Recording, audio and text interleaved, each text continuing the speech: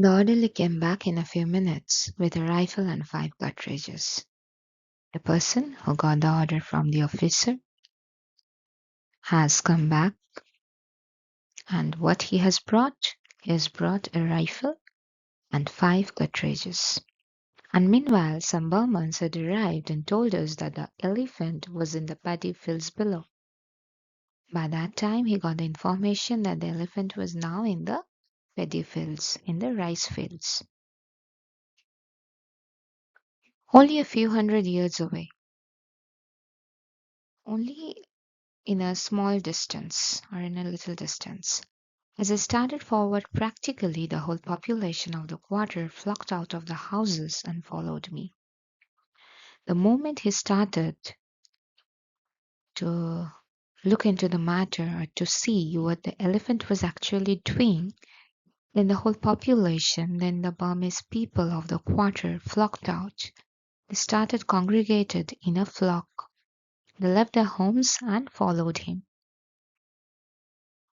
They had seen the rifle and were all shouting excitedly that I was going to shoot the elephant.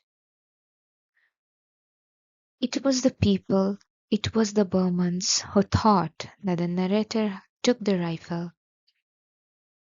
only because he had an intention in his mind to shoot the elephant.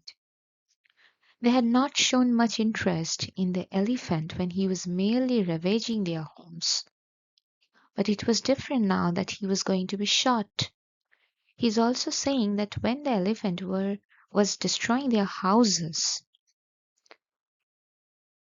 then also the people had not much interest in them.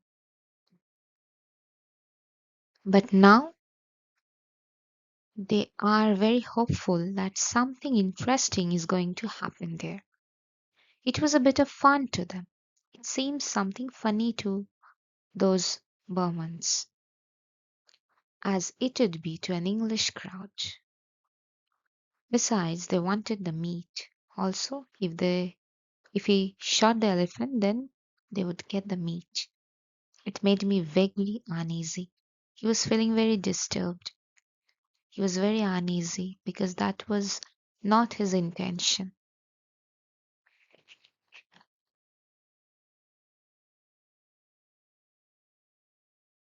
I had no intention of shooting the elephant.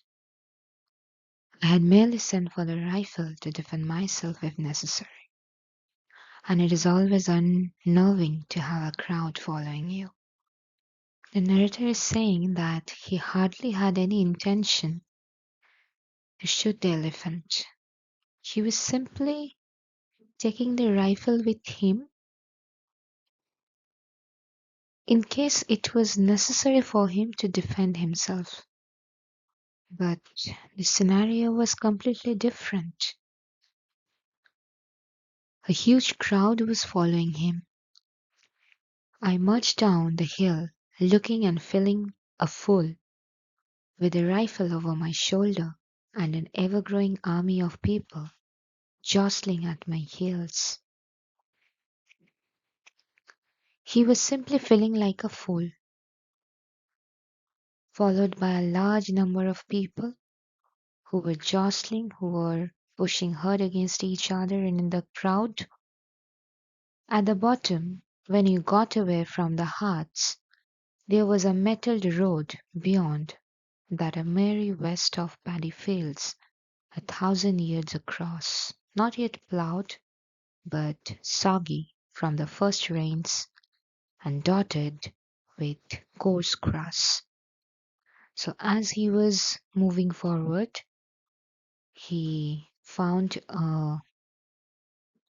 paddy field which was not ploughed but which was wet and soft due to the rain, and it was dotted with coarse grass, rough grass. The elephant was standing 8 yards from the road. It was at a distance, his left side towards us, so anyone could see the left side of the elephant. He took not the slightest notice of the crowd's approach. The elephant was busy doing something. He did not even know that huge crowd was very eager to see the elephant. He was tearing up branches of grass, beating them against his knees to clean them and stuffing them into his mouth. He was tearing up grasses and he was eating those grass.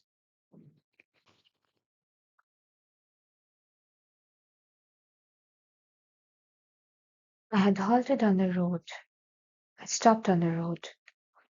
As soon as I saw the elephant, I knew with perfect certainty that I ought not to shoot him. The moment I saw the elephant, the moment the narrator saw the elephant, he knew very well that no matter what, he should not shoot him because the elephant was seeming peaceful. It is a serious matter to shoot a working elephant.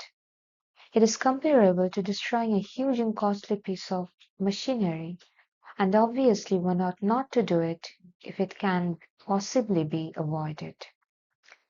He is giving a very clear statement that an elephant can only be shot when it is necessary,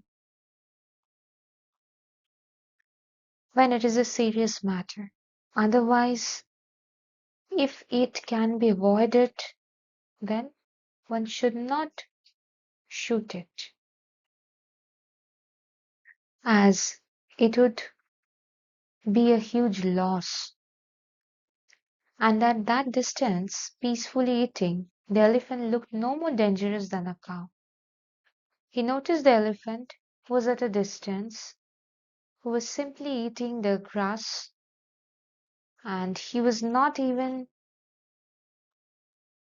looking harmful.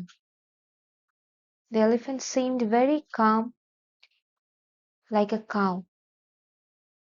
I thought then, and I think now, that his attack of must has already passing off, in which case he'd merely wander harmlessly about until the mahout came back and caught him. The narrator then thought that the elephant is not mad anymore.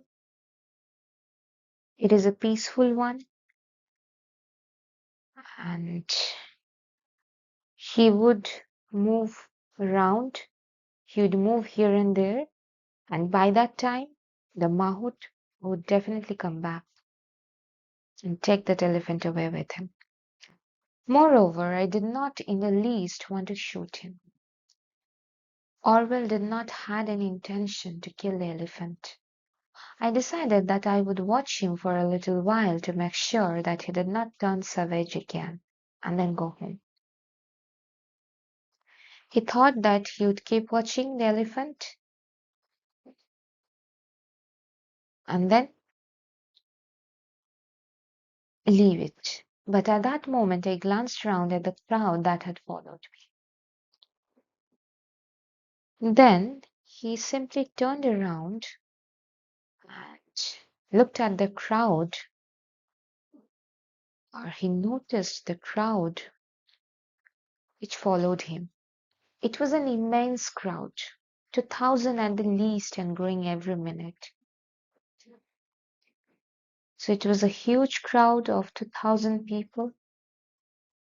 It blocked the road for a long distance on either side. The crowd was huge, and they blocked the road. I looked at the sea of yellow faces. He's talking about their complexion, above their garish clothes faces. Garish means very fascinating or glaring clothes. All happy and excited over this bit of fun. They were very much excited. They were having fun because all certain that the elephant was going to be shot. They were sure for some reason that the elephant was going to be shot. and it seemed very funny to them. They were very excited to watch how the elephant was going to be shot.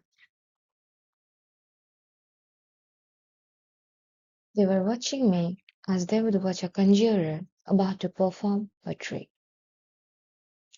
Orwell was being observed by the people as if he was a conjurer, as if he was a magician who was going to perform his magical trick right in front of their eyes. They did not like me, but with the magical rifle in my hands, I was momentarily worth watching. He had very clear opinion in his mind that these people do not like him. But as he was carrying that rifle with him, so they were paying him the attention. And suddenly I realized that I should have to shoot the elephant after all. He realized that because of them, he have to take that decision. The people expected it of me and I had got to do it. As if the people were expecting this to happen. So he have to perform. I could feel that 2,000 wills pressing me forward irresistibly. The willpower of those 2,000 people who were making the crowd compel the narrator to take that decision. And it was at this moment, as I stood there with the rifle in my hands, that I first grasped the hollowness, the futility of the white man's dominion in the East. For the very first time in the short story, he is talking about the futility, the vanity of the white man's dominion.